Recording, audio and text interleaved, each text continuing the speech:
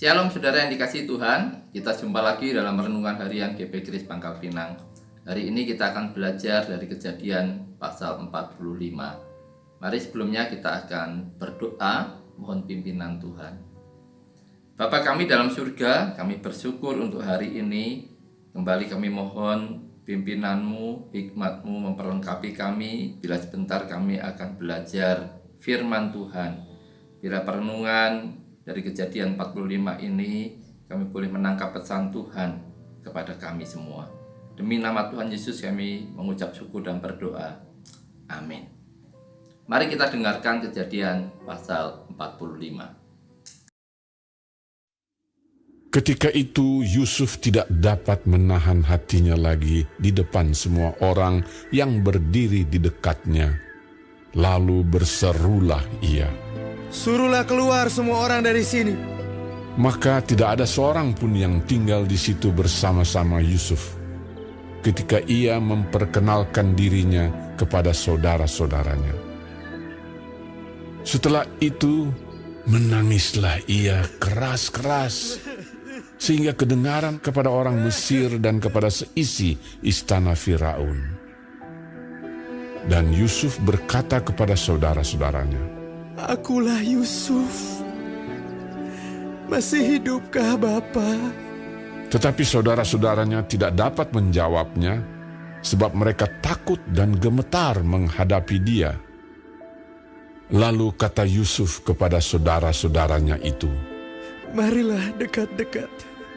Maka mendekatlah mereka. Katanya lagi, "Akulah Yusuf, saudaramu yang kamu jual ke Mesir.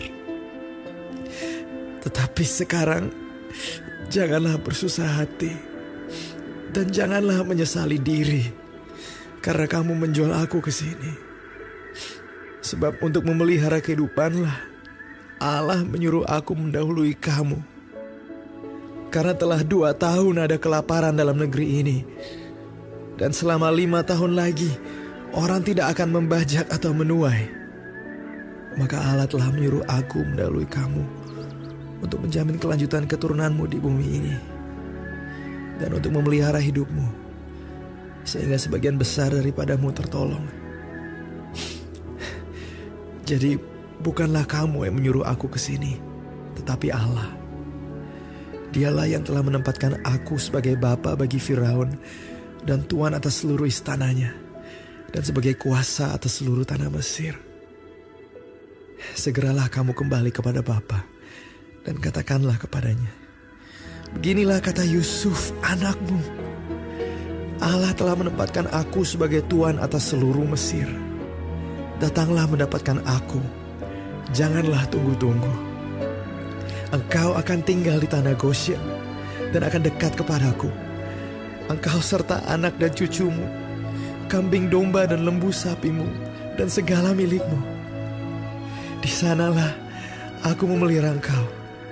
Sebab kelaparan ini masih ada 5 tahun lagi, supaya engkau jangan jatuh miskin bersama seisi rumahmu dan semua orang yang ikut serta dengan engkau. Dan kamu telah melihat dengan mata sendiri, dan saudaraku Benyamin juga, bahwa mulutku sendiri mengatakannya kepadamu. Sebab itu ceritakanlah kepada Bapa segala kemuliaanku di negeri Mesir ini, dan segala yang telah kamu lihat. Kemudian segeralah bawa Bapa kemari." lalu dipeluknyalah leher Benyamin, adiknya itu, dan menangislah ia, dan menangis pulalah Benyamin pada bahu Yusuf. Yusuf mencium semua saudaranya itu dengan mesra, dan ia menangis sambil memeluk mereka. Sesudah itu barulah saudara-saudaranya bercakap-cakap dengan dia. Ketika dalam istana Firaun terdengar kabar bahwa saudara-saudara Yusuf datang, hal itu diterima dengan baik oleh Firaun dan pegawai-pegawainya.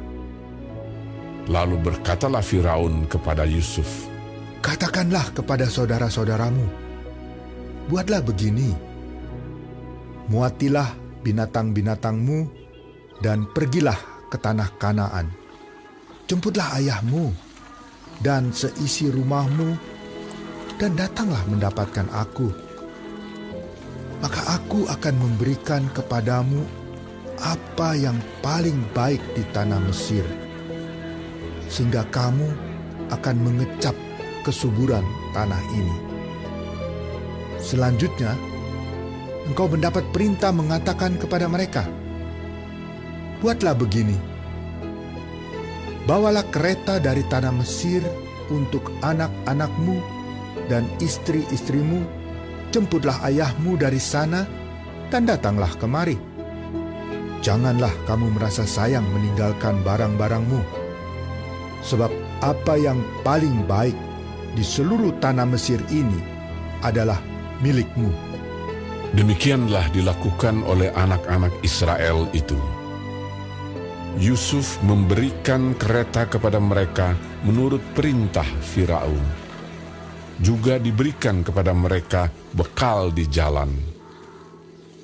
Kepada mereka masing-masing diberikannya sepotong pesalin, dan kepada Benyamin diberikannya 300 uang perak dan 5 potong pesalin. Di samping itu kepada ayahnya dikirimkannya 10 ekor keledai jantan, dimuati dengan apa yang paling baik di Mesir. Lagi pula 10 ekor keledai betina dimuati dengan gandum dan roti dan makanan untuk ayahnya dalam perjalanan. Kemudian ia melepas saudara-saudaranya serta berkata kepada mereka, Janganlah berbantah-bantah di jalan. Demikianlah mereka pergi dari tanah Mesir dan sampai di tanah Kanaan kepada Yakub ayah mereka. Mereka menceritakan kepadanya, Yusuf masih hidup. Bahkan dialah yang menjadi kuasa atas seluruh tanah Mesir. Tetapi hati Yakub tetap dingin, sebab ia tidak dapat mempercayai mereka. Tetapi ketika mereka menyampaikan kepadanya segala perkataan yang diucapkan Yusuf, dan ketika dilihatnya kereta yang dikirim oleh Yusuf untuk menjemputnya, maka bangkitlah kembali semangat Yakub, ayah mereka itu. Kata Yakub, Cukuplah itu. Anakku Yusuf masih hidup. Aku mau pergi melihatnya sebelum aku mati. Saudara, ketika Yusuf tahu bahwa hati saudara-saudaranya telah merendah, dan ketika ia mendengar mereka mengakui segala kesalahan mereka, ia tahu bahwa sudah saatnya baginya untuk mengungkapkan identitas kepada mereka. Seandainya ia melakukan hal ini lebih awal, mereka tentu tidak akan siap menerima berkat yang disediakannya bagi mereka. Dan seandainya ia menunggu lebih lama lagi, saudara-saudaranya itu mungkin sudah menjadi sangat putus asa karena keadaan tersebut. Yusuf dapat saja menghidupi saudara-saudaranya dan ayahnya tanpa melalui skenario yang demikian panjang. Tetapi itu tentu hanya akan merusak karakter mereka. Begitu juga dengan Tuhan kepada kita. Dia dapat saja segera menolong saudara, melepaskan saudara dari segala permasalahan yang saudara alami tanpa melalui proses yang begitu rumit. Tetapi seringkali Tuhan lebih tertarik untuk membentuk kita dalam melalui semua persoalan hidup kita. Ada proses yang Dia sedang kerjakan melalui segala pergumulan kita. Tuhan tahu persis bagaimana bekerja dalam diri kita untuk membentuk kita menjadi serupa dengan Kristus. Dan percayalah, Tuhan akan buka jalan. Semuanya indah pada waktunya. Pendamaian antara Yusuf dan saudara-saudaranya akhirnya terjadi. Yusuf berkata, "Marilah mendekat kepadaku." Ia telah melepaskan pengampunan kepada mereka. Tetapi saudara, rupanya para saudaranya ini masih tetap takut. Dan sesungguhnya kalau kita membaca Kejadian pasal 50, mereka masih takut. Padahal itu dalam kurun waktu kurang lebih 17 tahun kemudian. Bagaimana dengan pendamaian kita dengan Kristus? Bukankah di dalam Yesus Kristus kita telah didamaikan dengan Allah? Dan seharusnya kita tidak usah takut pada penghakiman. Tuhan ingin agar kita datang mendekat kepadanya. Tapi seringkali kita masih merasa takut, bukan? Yusuf menjelaskan kepada saudara-saudaranya bahwa Tuhan telah mengirimkannya mendahului mereka untuk memelihara suatu bangsa sehingga Israel dapat menjadi berkat bagi banyak orang di dunia. Tujuan Tuhan yang sudah disiapkannya itu tidak mengecilkan dosa-dosa para saudara Yusuf atau meniadakan tanggung jawab mereka. Tetapi dengan mengetahui hal itu tentu akan mengurangi ketakutan dan kesedihan mereka. Yusuf mengenal saudara-saudaranya sehingga ia menasehati mereka. Jangan menyesali diri dan jangan bertengkar dalam perjalanan. Saudara-saudara, kita cepat kehilangan berkat apabila kita tidak menerima pengampunan Kristus dan tidak saling mengasihi satu dengan yang lainnya.